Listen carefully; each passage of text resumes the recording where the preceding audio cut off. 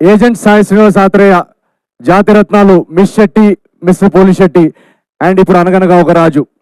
ఒకప్పుడు ముంబైలో ఆడిషన్స్ చేస్తూ తిరుగుతున్న టైంలో ఎన్నోసార్లు నేను గివప్ చేసేయాలనుకున్నాను. ఎందుకంటే మీ అందరికీ తెలుసు ఈ జర్నీ అనేది చాలా చాలా కష్టం. ఫిల్మ్ ఇండస్ట్రీలో హీరో అవడం అనే జర్నీ, అది ఎవరన్నా ఆ జర్నీ చేస్తే కానీ అది దానిలో ఉన్న డిఫికల్టీస్ ఏంటో ఎవరికి అర్థం కావు. ఇలాంటి ఆ రోజులు నాకు గుర్తొస్తున్నాయి. చాలా రోజులు యూట్యూబ్లో వీడియోస్ చేస్తున్న టైంలో యూట్యూబ్ నుంచి సినిమాకి వచ్చి హీరోయిన్ వాళ్ళ ఎగ్జాంపుల్స్ ఎవరు లేరు. అసలు అది చరిత్రలో జరగలేదని చాలామంది నన్ను నిరాశపరిచారు ఆ టైంలో.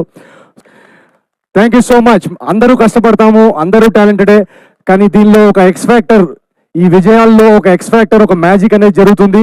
ఆ మ్యాజిక్ అనేది మీరందరూ చూస్తున్నారు కదా, మీ అందరి నుంచి వస్తుంది. So thank you.